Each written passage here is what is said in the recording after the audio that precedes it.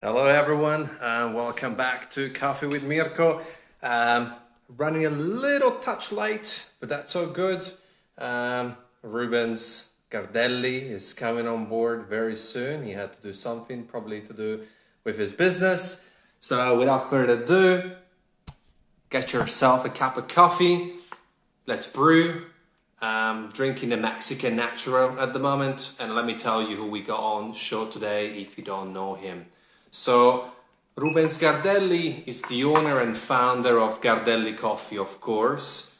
And aside from being an amazing roaster, he has also won the World Roasting Champion. So he's a World Roaster Champion as well as a World Brewer Champion.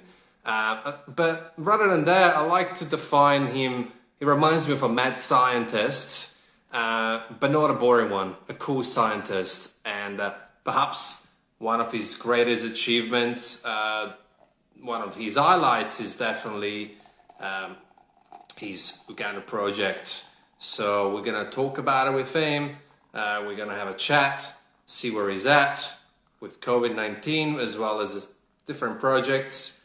A fun fact is that I don't know if it's his hobby, but he also built his own roasters, which is pretty damn cool if you ask me. So what we're gonna do, we're gonna brew some coffee. Unfortunately, it's not Gardelli. I haven't got that yet. And then we're gonna sit down, and Rubens is gonna join us. The way that I like to do this is we will be basically having a chat, me and him, have some good questions, and then you guys will be able to interact and ask questions in regards to all your interests.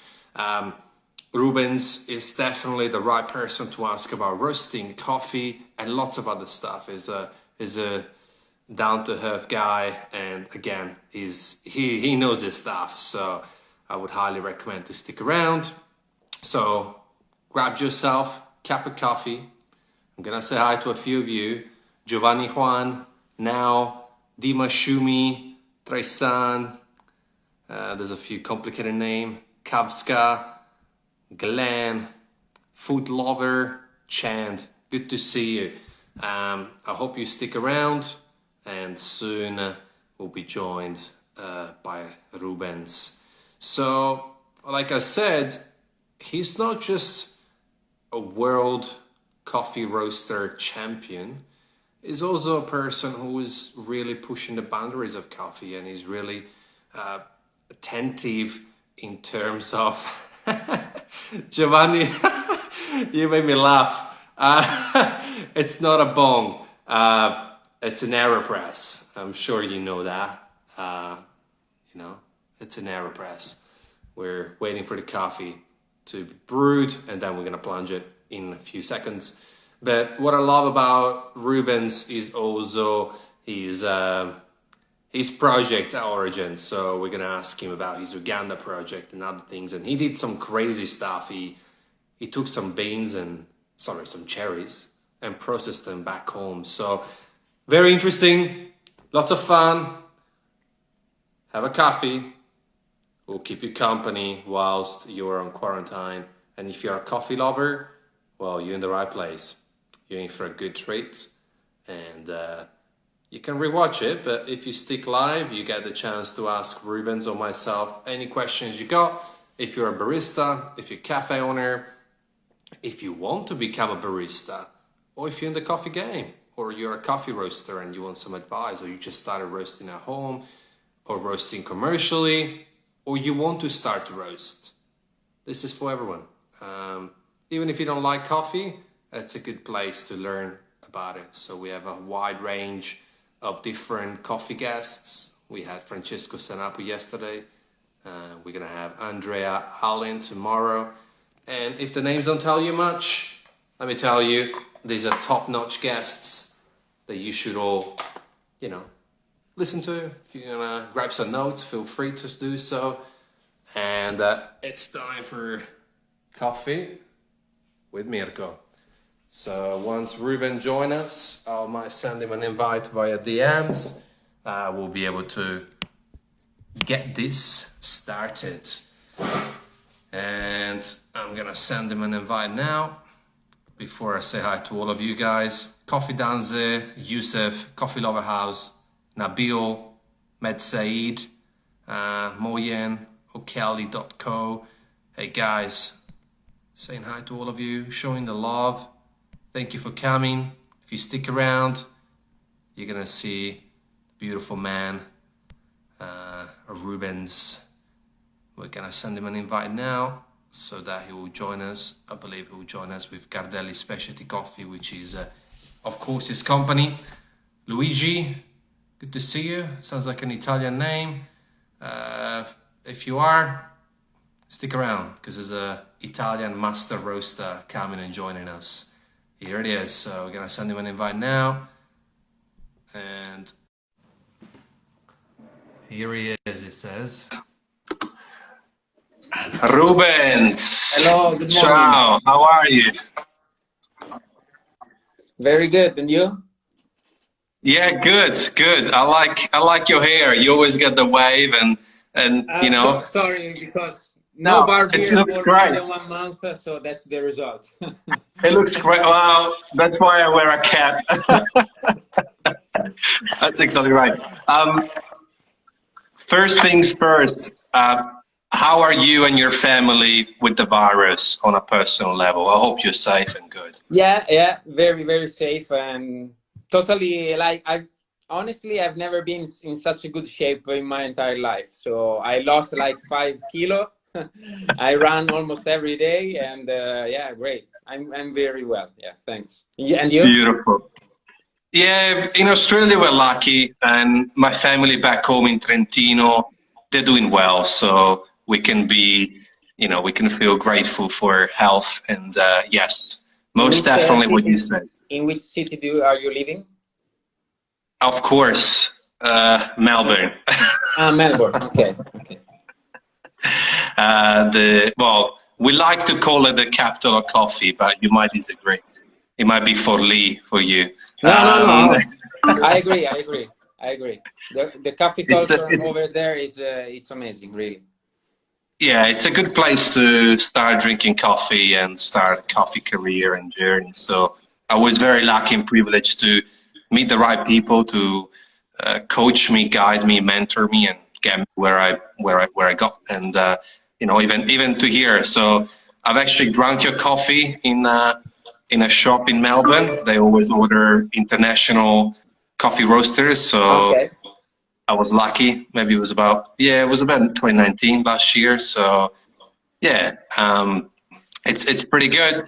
And like I said to the crowd during introduction, you remind me of a cool scientist. There's a boring science and the cool science. So I mean, you went from being a potential pilot to coffee roaster. So that's true. Let's get started on that. How did you go from flying planes to coffee? Well, it's quite a long story, but to make it short, my high school was Scuole Superiori in Italian. We decide which category you want to go. It's like an Institute of Technical Aeronautics, and there are only 3 in Italy. One, luckily, is in Forlì, my hometown.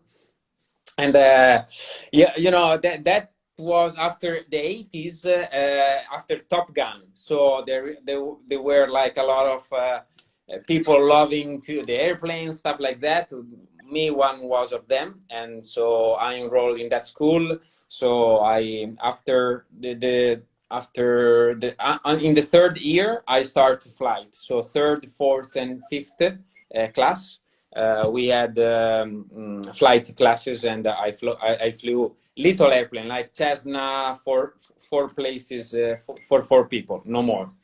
And but then to go into a career in the airplane like a pilot, you have 2 choices. You either go to buy a commercial license that was more than 100,000 euros back then, probably is more or less the same now, or you enroll in the Accademia, it's Accademia di Pozzuoli, Accademia in next to Naples, like military. You do the military career, but it was extremely. I even didn't try. It's like super difficult to get in, and yeah. But then back then it was, let me say, 1996. Those are where was the year that I finished high school.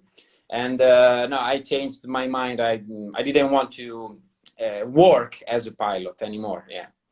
So then I did many different jobs. In the meantime, in the 1 year after I finished school, my mom started the cafe, 1997, and that was my link to going back to the how do you say, coffee industry, let's say. Yeah. I started all that. Yeah. Well, hang on. I'm scratching my head. You finished high school 1996. Yeah. I'm 42. You're not. Yes, I am. Yeah. I'm 42. Wow, I did not know that. Wow, I thought you were my age, or even, yeah, definitely my age. Wow. Wow. Well, What's your age? compliments. How old are you? I'm 29, so I'm really in shock. Thank you. Thank you. But I actually can relate. It's a small word because one of my best friends from Trentino, he went to Forlì and he had the same problem that you had. So his problem was a little bit different. It was his physical numbers didn't allow him to enter the military. You know how it is. Those are the strict rules to enter. Also physical exams, a lot of things. Yeah. Rubens Gardelli like Christian Grey. Renata. Sorry, that's great. Grazie, Renato. Yes, well, going on a small plane, those small planes would be great to fly over coffee farms. Yeah, but I don't fly a plane for like many years. I don't know if I can do it again. I mean, in case of emergency, I will be able to land and take off for sure. Those small planes, but right now I would feel very worried to do it. In my hand. So you were born and raised in Italy. You went to study to become a pilot, and you started playing around with coffee. And basically, you're one of the pioneers with, I had Francesco, as you saw yesterday, Sanapo from Ditta Artigianale. You and him, I see you guys as the pioneers of specialty coffee in Italy. I know specialty is an ugly word. It's full of contradictions, especially here in Melbourne, because everyone does specialty. What made you go from? What made you say, Mom, I think we can make a better coffee? Because that's probably where you start. Okay. I mean, Yes. It went like this. So I was in US. I came back to Italy in 2008. I was studying US, living a life experience over there. So my mom was owning the coffee shop for 1997, as I told you, and in 2008, during those years were difficult years for a lot of debt, a lot of problems with the coffee shop. So when I came back to Italy, I saw her like kind of in depression with a huge debt, and I said, I cannot ignore it. So I can see the way you are in that kind of mental state. And I decided to remain, not going back to US, but remain in Italy and help her and the business. I was also still in a partnership, like with 20% of ownership of the cafe. She owned the 80. But like that's also another reason why I decided to remain. It's because we own like SNC, Society in a Collective Name, legally means that if one owner it's not paying the debt, even if you own 1% of the company, you have to pay the entire debt. So I was aware of that. So I said, how can I leave? And knowing that maybe for 10, 20 years, the banks will run again, run to catch the money from me also.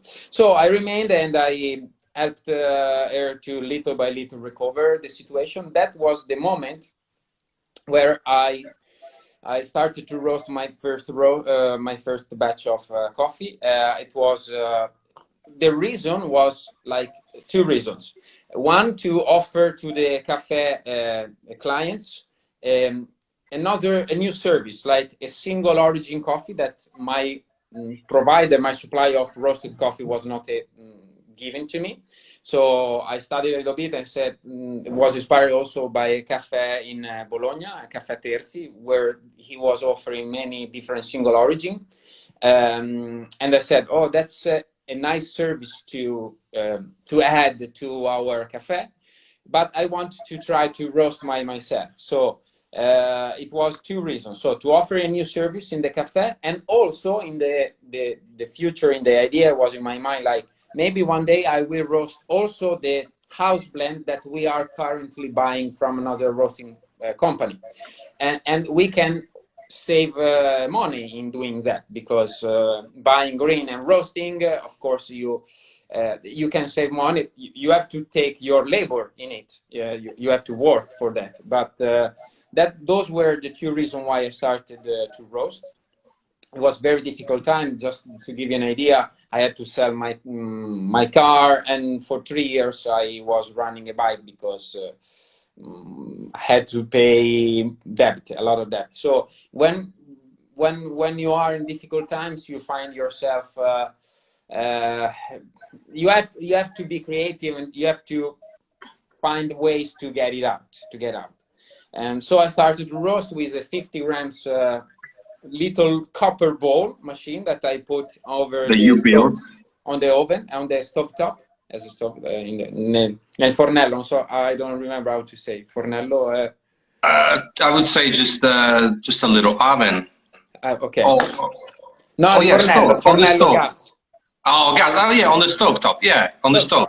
Stove top is the mocha pot, how they call it here. But yeah, stove, on the stove. Yeah, 100%. On the stove.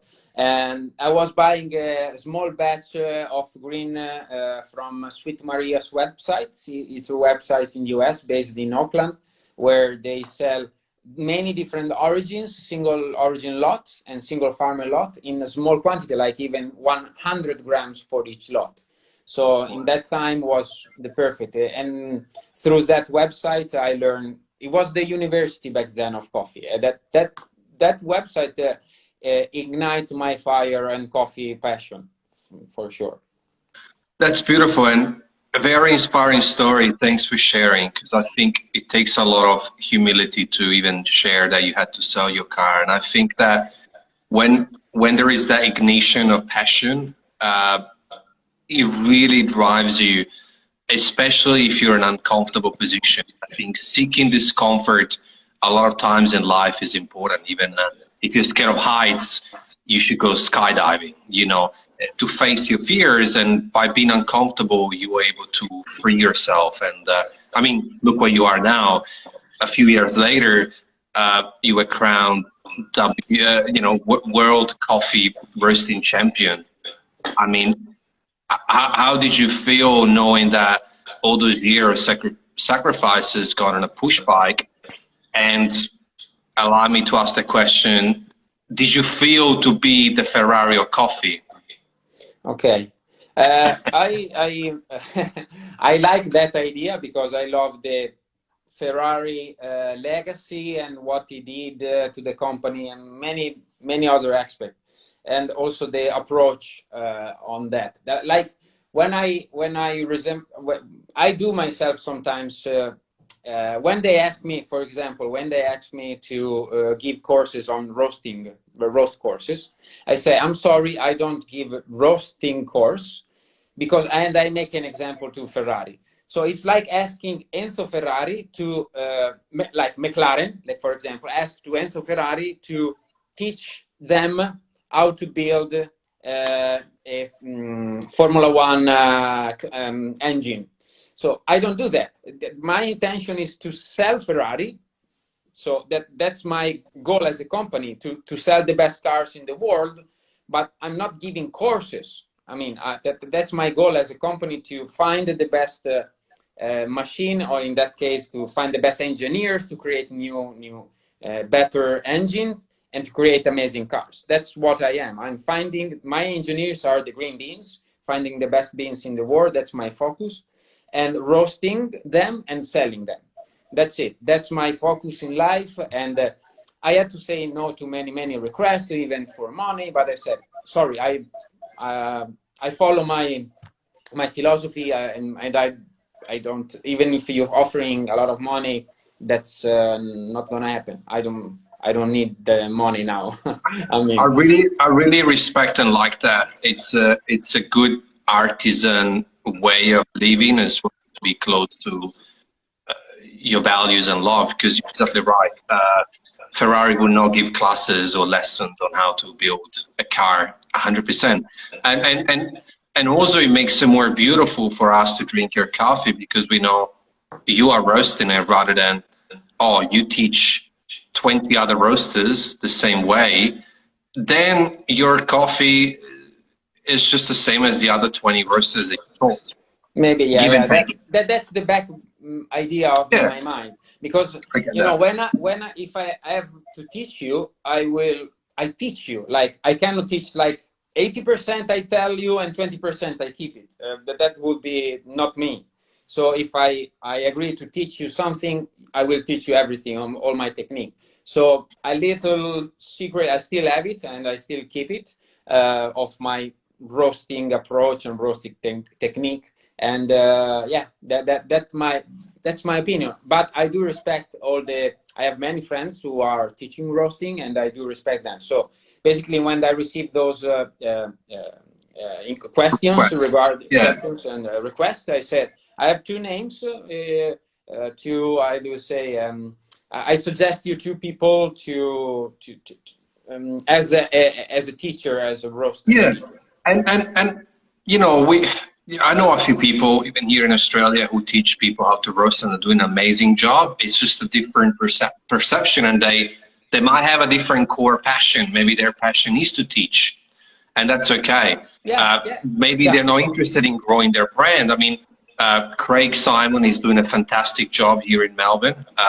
I'm sure you know Craig. He's he kind of started last year. He's a great guy. And you know, he teaches, but that's okay. I just think it's just that, you know, I like people and talking and social media and marketing. You like roasting. I tried once, and after 20 minutes watching the beans, and next to me was Nick Ray, which is the roaster of Toby's estate where I was working. I was like, so what do we do now? I was like, oh, we'll repeat the process, and you know, we stay here. And I was like, oof. It's very annoying. It's gonna be a long day. It's not for everyone. It's not for everyone. And how do you handle? It's not part of my questions, but you make me wonder. I can relate with chefs because I worked in hospitality for many years, and for a head chef, it's very difficult to hire a sous chef or for a business owner, restaurant owner, because the sous chef or the chef learn a recipe, and then after 1 or 2 or 3 years, they get paid to learn, and then they move on. How do you manage that as a business? Because obviously you can't only roast yourself. I totally understand that. And I thought when I hired my first roaster, because I could not do it anymore all by myself. Me and my mom is like going crazy. You can't. You just need someone to hire someone to help you. And that was the first question I had in my mind. Like, all right, I'm going to teach you everything I know. And maybe in 2 years, you are going to found a roasting company that will compete against me. So I hired a friend, first of all, the first time, Yuri, and we worked together. And I trust him to not do that. Also, knowing him, it doesn't have that kind of inspiration to build the company all by himself. But then for other reasons, he moved on. He's doing other things. So the next one I hired a person who is still, again, my friend. Like, he was my friend before coffee, so like a normal friend. And he's not super, he's not passionate about coffee. He's not. He's just an executor. So I tell him how to do it. He do it. And basically, I'm using a roasting machine where you can upload a roast profile, and you just click and turn some wheels, and the machine will follow the recipe I saved, you know, and in the background. So that's what he's doing. He's taking a look at the curve. He's still on spot. He knows how to change gas pressure or airflow to if the curve is because the gas is not always constant every day from the network, but whatever, and he's just following my curve. So it's like an executor without having the passion for coffee. In my opinion, it's a good balance. You cannot have everything. If you are going to hire a super passionate, sooner or later, he wants to do something by himself. That's my opinion in coffee. So, for example, Marco has a passion for cars. So he's love to race cars, like go-kart, and that's his passion. I know and electronics, like computers. So he will never go out and found a roasting company by himself. Yeah. I think it's a good point, and thanks for sharing. It popped in my mind because I agree with you, and it's just a basic principle of business, especially when it comes to being an artisan and not super commercial. Which brings me to my next question. Italy is a hard nut to crack, you know, as far as culture, but you and Francesco do an amazing job, as well as people like Alberto from Tostato. I see he's in the crowd, and we had him last Friday. I met him. He's a good guy. So you guys and others are really doing a fantastic job. Do you see a shift, a potential change in the wave of Italy? Because from my understanding right now, a large percentage of your coffee goes overseas. Overseas, I mean, even outside of Italy. Yeah, that's right. Like 10% is Italy, 90% is outside Italy. Yeah, that's the reality. That's the reality, still the reality in the market. Like how many real specialty cafe can you find in Italy? I think you can count in two hands. That's it. And the really good ones you can count in one hand. And that's the reality of the market. Everything else is either maybe second wave that they are doing, like, I don't know, Kopi Luwak, those kind of things of coffee. Like I refer that to second wave, or Jamaica Blue Mountain. You know, I refer them to second wave. Or first wave, like regular Italian espresso, where coffee is just one of the things of cafe is serving, besides like pastry or cigarettes or whatever, aperitivo, stuff like that. So it's just the market is so little, and in my opinion, you need to have behind the owner must be really, really passionate about coffee to be really a good cafe, specialty cafe. That's the key secret. So, for example, if I mention my 5 favorite in Italy, behind that there is always the owner who is passionate and who knows very well specialty coffee, because that's the only way to tell to your customers why specialty is different than the regular, than the espresso regular. Yeah. So. And outside Italy, I mean, well, of course, world is much bigger than Italy, so it's like also numbers, statistics. It's a matter of statistics, but also it's a matter of as you said, is a hard nut to crack. When you have such a deep cultural mindset, let's call it that way, it's difficult. Whereas other countries like Australia or UK, they are new to coffee. Actually, they were learning from Italians how to do espresso, but then so they are like an empty bucket. It's easier to fill an empty bucket with a new philosophy than filling an already filled bucket. You know. Yeah. Yes, I think though you like challenges because you went on a push bike for 3 years. So I think that you and all the other people will be able to scrape 1% at a time as the population gets younger and younger, with more younger people, younger consumer, because it's a shame to see a made in Italy being only popular or mostly popular worldwide. It's beautiful because your coffee is appreciated all over the world. It's amazing.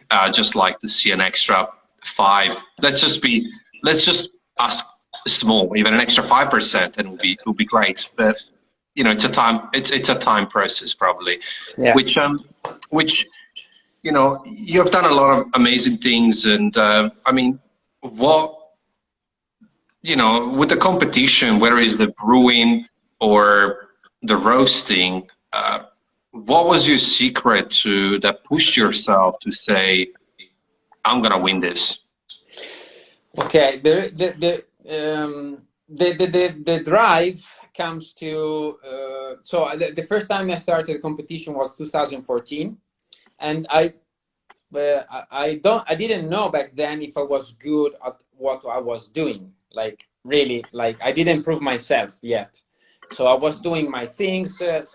I'm still having the same approach as of now, but back then I didn't win anything. So the first competition I enrolled was the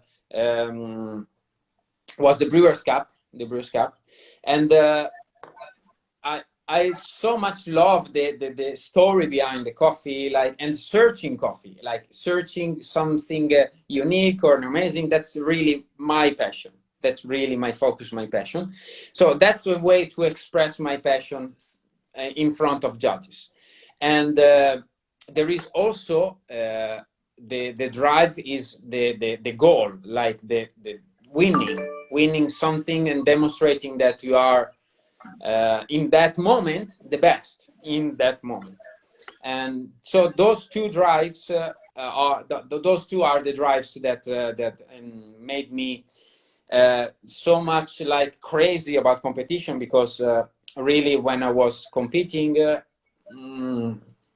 my life was just competing. Like I didn't have any spare time for anything else or private life.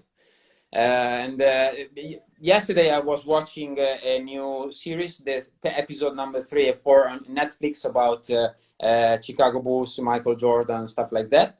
And I didn't know that, but you really understand what it takes to win. Like the drive that Michael Jordan had to become the best, really the best. And you need that drive, like every day you go to train, and then you fail. It takes 7 years for him to winning the first championship.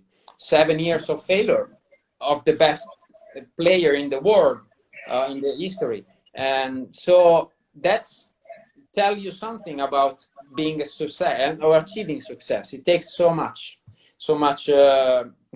pain and failure, and then you try again, and then you learn from your failure, and then you do it again. So I failed 3 times in the world roasting competition. So that's more or less the baseline. Like then you do it again and do it again until you succeed. And if you still have the willingness inside you to succeed, and you put yourself into that, and you break your ass and you work hard, well, sooner or later you're gonna make what you want. That's the proof. Myself, I'm the proof that what I'm saying is true.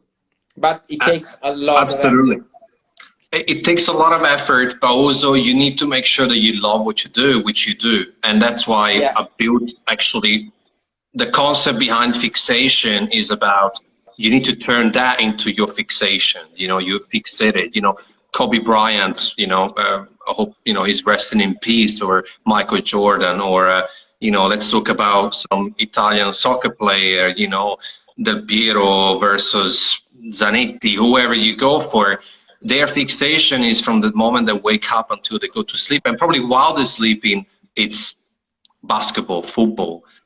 For Rubens or Francesco, it's coffee. And I think that individuals need to find that fixation, and then it becomes their drive to do what you just said. So you're exactly right. And I appreciate what you say. It really connects very well with me. Yeah, but it's simply the reality. Nothing is easy in life. If you want to achieve something, you have to really work hard. That's I think the issue with 2020, in a funny way, we live in a space that it's so convenient. It's so fast. We can talk live. You can probably talk to farmers right now. We have all the elements to really work in our favor. But that becomes a paradox, because then people become impatient. They want it now. Because before, we had to wait 3 months before we get a letter from our mom, because she sends with a pigeon. Then it becomes a week. Now we can video call each other instantly. So we become more and more impatient. So we want to win today. So I had a chat with Matthew Lowen last week, and I just posted on YouTube our chat. And we were talking about this as well. You know, it took him 6 years of losing to win. But it's difficult for a lot of people to get that ingranaggio, that gear into their brain of saying, okay, I gotta be patient. My moment will come as long as I push myself. And yeah, that means no private life, like you said. So it's good. You know, competing is important, and it's great. I think, especially for Italia. You know, we had you champion. We had Manuela last year. You know, it's great for the Italian movement as well as for you. What I do love about you, even though we don't know each other, is that I can almost see, and correct me if I'm wrong, a deep connection between the cherries and the process of you actually treating them with respect. I read a little bit about your Uganda project, and I feel that you are in your complete zen, in the zone, in the element, when you actually are almost making love with that coffee as you roast it, because you were so close to the entire process. I mean, I laughed when I saw that you actually process coffee at home, but only, you know, I get why you did it. And before you answer, there's someone with a question. Naz, sure. Just let Rubens answer this, and then we'll get to your question. Do you know what I'm saying? Like, are you in your zen when you connect the two together? Almost, you know what I'm saying? Yeah. That was also a part of my dream, to connect to a farmer and going there, helping from scratch, not to an already established farmer, because they already more or less have everything already, but from an underdog, and through our process, he will grow and I will grow, so he will grow. I will feel good that I made him growing, and I feel happy and good with myself, but also in a company wise, I will also have a exclusive coffee like that no one else really can get, because I put so much effort to get there. So when I started the Uganda project, Uganda was not even on the map of really specialty coffee, like coming good Robusta from Uganda, and Arabica, yeah, good blender, you know, that from Uganda. And by watching how they do the washed, I understand why, generally speaking, the coffee from Uganda is not super great, because the farmer are small farmer. They also harvest many other different crops, and they do the washed in not a super quality way, let's call it that. this way. So when I came there, I show you the natural process. They never did the natural, like they don't even know how to do it. The raised bed, they don't use raised bed even for washed. They use just the turplings in the floor and next to the streets in the cement. So yeah, I had to change their mindset about processing the coffee, and trust me, the coffee will be good, but do that, do this.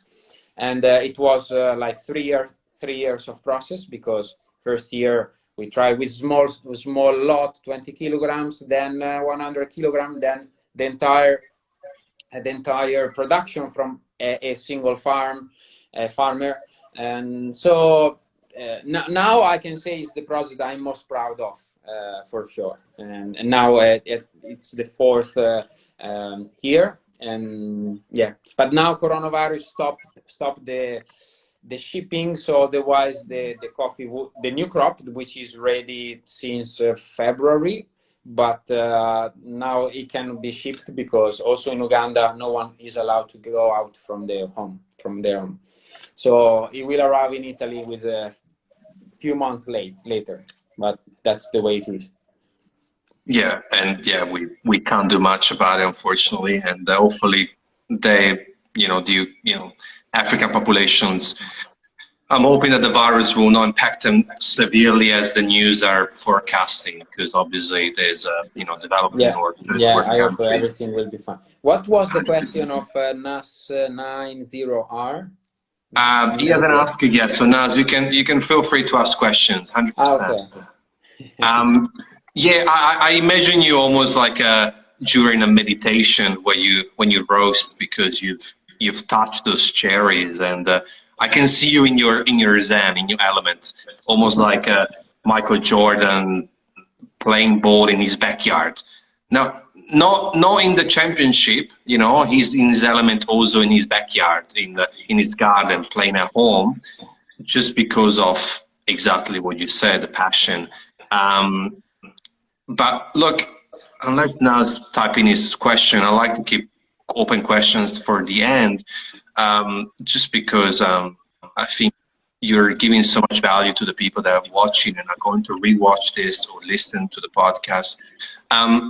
What makes you excited, aside from COVID-19, which it will have an impact, but as far as coffee, what makes you excited about the future? What would you like to see? Is it processing? Is it farming? Is it different techniques? I'm not asking you to share those techniques, obviously, or any secrets, but what's next on your planet, but also in the coffee planet that you would like to see? Okay. So that's a hard question. Yeah. The future. I hope the future will be more people understand the light roast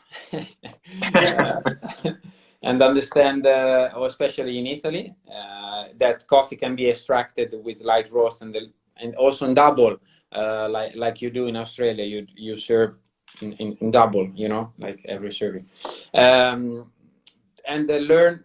And I will see the future like paying more the green bean for so more money for the green bean, but more money for the farmer as well. That's what I wanted to see, and more expensive for the final customer. So I mean, it's a chain of events, but because I saw how hard it is to really harvest and to pick the cherries by hand, to do then all the rest, it's so freaking hard.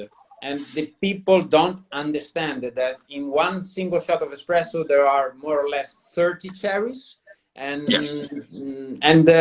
it's so takes so much time. So that's what I wanted to see, but not paying for more for super hype coffee, like, oh, this is I mean, also for the regular coffee to be more expensive, but not more expensive because the importer get more money from Europe or from Australia, but because it costs more money to the farmer. So the farmer apply a higher price. So that's what I wanted to see. For what I want, yeah, that's basically my main. I hope to That's see good. that. And it's great what you say, and I'm just gonna close it in the sense of, in Italy, I used to work in the wine industry, and especially with a lot of different vineyards. And you know, we saw the process of wine. What's behind a bottle of wine? You know, it's sort of similar to coffee in the sense of, it's, you know, each grape. I think there's even more work into coffee because it's less automated, the harvesting. But it's funny how wine, we go from, especially in Australia, price, we go from 6, 12, 15, $20 per glass, not per bottle, per glass, based on the quality of the wine. So people appreciate the wine, and I find it quite unfair towards coffee farmers, coffee roasters, and the barista themselves, that they become almost the sommelier of coffee. Unfair because it's in Italy €1, €2. Here is 4.50, you know, $4, 3.50. I would like to see that too, and I hope that people will start to understand that perhaps we need to start to appreciate quality in the cup. And yeah, I And see to where you're make a going. good cup of coffee, it's much more difficult than just opening a wine bottle and put it into the glass. I mean, it's so much more difficult. So many variables, yes, because the same bottle of wine is going to taste the same all over the world when you ship it, but the coffee has so many variables. You know, even in different cities would taste different because of water, as well as the machine and the barista. So exactly, so it's funny. Coffee should cost more than wine, 100%. I see where you're going. Thank you for answering my questions. I'm gonna ask, so Naz has asked the questions. My question is about the valve. Where is it? The second part of the question, did you use nitrogen? Okay, so I never used a valve in my coffee bags, never, like since the beginning, the very beginning. Back then, I had the feeling that, so it was coming like, oh, I know that is right, even though I don't have the proof, scientific proof that is right, what I'm doing. But the intention was to preserve as much as possible to make the shelf life longer by not having the valve.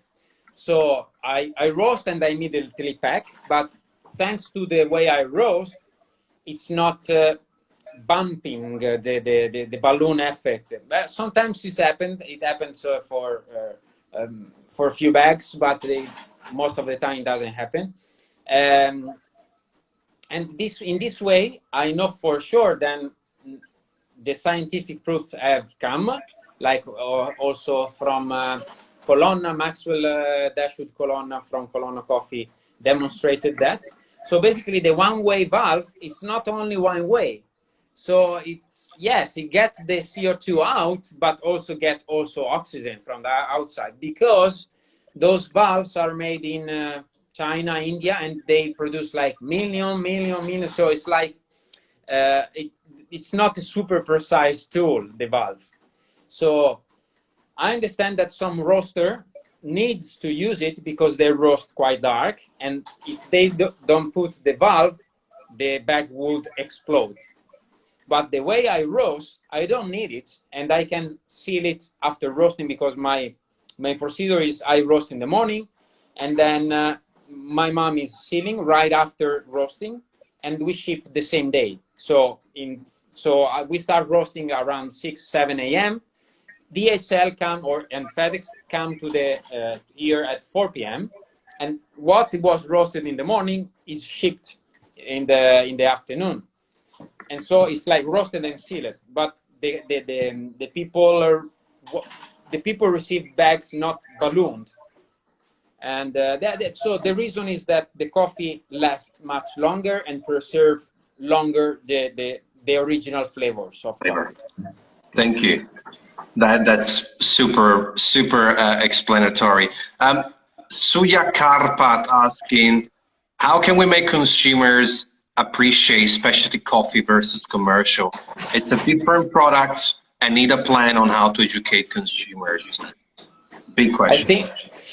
I think you need, first of all, I would suggest the ambient. The people getting into a cafe, a specialty cafe, they need to feel that's different than regular cafe. So psychology is very important when it comes to this, to achieve this goal of how to explain. So the ambience should be, I would say, different than regular regular cafe. Okay, so maybe focusing on the machine, like the machine must be centralized in the cafe, or show to the people how the barista do the beverage. So the layout must be, first of all, specialty, to focus on explaining the coffee. And also the tools you are using helps you to communicate that you are different, you are serving different coffee than the bar next door, that they are serving, I don't know, super dark roasted coffee. And secondly, but maybe the most important is the human. So again, what we come back of what I said in the beginning. You need a passionate owner, and skilled owner, or whatever, or knowledgeable owner behind a successful cafe. Because if you are not that, it's not going to work very well.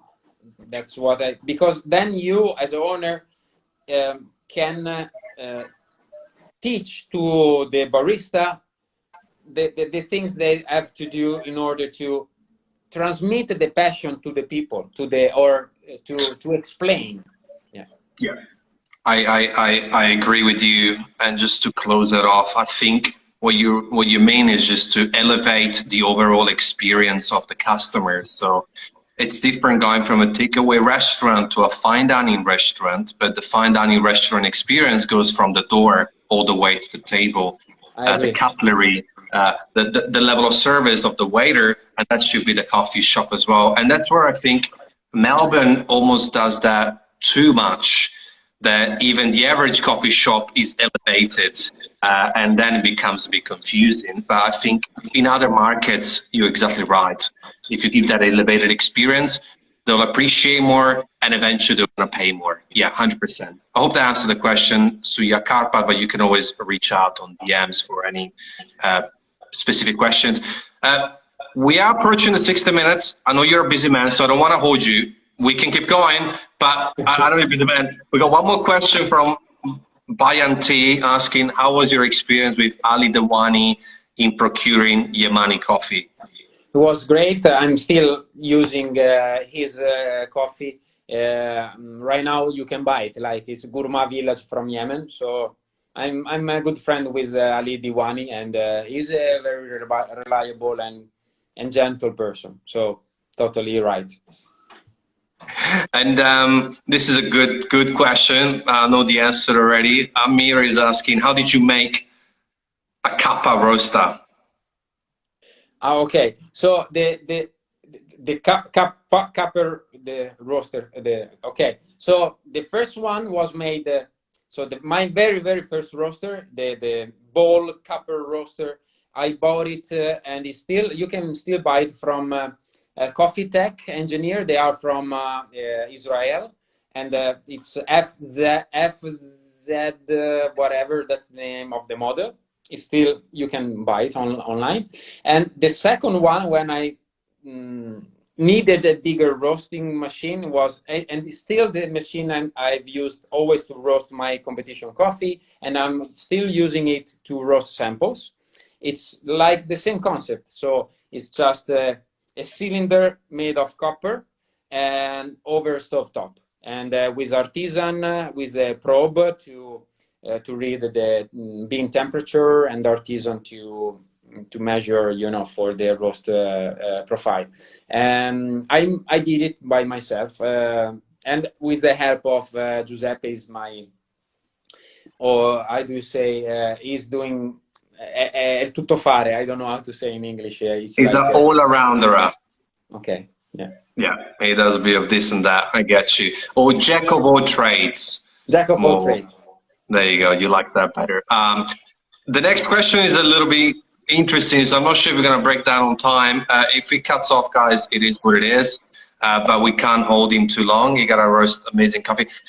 Without anaerobic process, can be fermenting. Hang on, this is a bit complicated. Linda asking, can natural, even washed coffee could still show great flavors?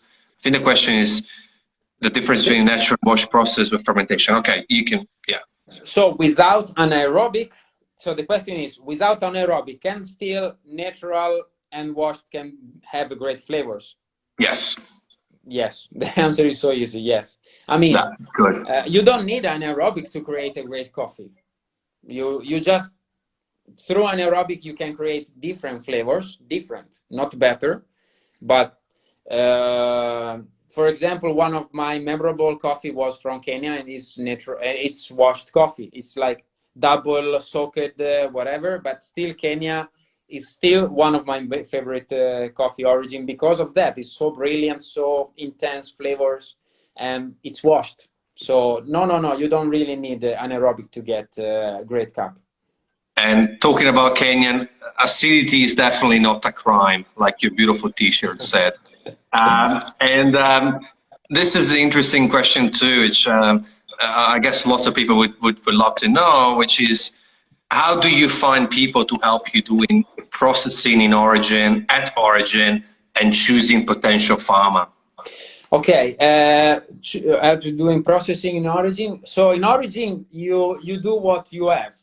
I mean, you do with what you have in the location. So in Uganda, for example, I have my friend Dizon. I teach to him, and I rely that he's going to teach to the farmer to do something. But we found out it's so difficult to tell and explain difficult techniques. So we are now having our like little piece of land where all the cherries are brought from the farmer, fresh cherries in this piece of land, and we have raised bed. So we control the process, because it's not 100% reliable, the farmer, because he's not able to follow up strictly my process. But the most difficult thing is the pickers. The pickers are, again, seasonal worker. That's not their main job all the year. They work as a picker for like 1 month, 2 months, 3 months. That's it. So that's give you the idea of why it's difficult, because they are not doing as a professional. They are doing as a seasonal, and it's difficult. You need to find like one head picker and teach him or her how to really pick the cherries, and she's going to teach to the other picker. So that's the what I did, for example, in Uganda. And so how to choose the farmer? I think that's a big wide question, and we'll go over time. Otherwise, there's a lot of elements in it too. And sure, you can reach out to Rubens for a specific question, and also it's a bit personal, I guess. Rubens, it was so amazing to having you. It was such a good chat. I really, really look forward to meeting you in real life and have a proper cafe together, maybe yours. Please, is there anything that when you come to Italy, please write. I will. Thank you for being here. We really appreciate your time, because you're really busy. Is there anything that you want to tell people, where to go get your coffee? Any plugins, please? The stage is yours, because we're running short. No, I have the website, www.gardellicoffee.com. Okay, I'll do a story later, and I'll tag that website. And thank you. I hope that you'll remain safe. I hope Italy will recover soon. You too. Are you still in lockdown in Australia? Are you in lockdown? Yes. It's not as strict as Italy. We still can go out jogging. I'm trying to do it as Italy because I want to be close to my people. That's how I'm trying to do it. The countdown has started at 22 seconds, I see from Instagram, but honestly, I'm feeling very grateful, and you inspire me and lots of other people. Keep doing what you're doing, and really sending you and your family lots of love. Thank you, Rubens. Thank You're you a very legend. much. Ciao. Ciao, ciao.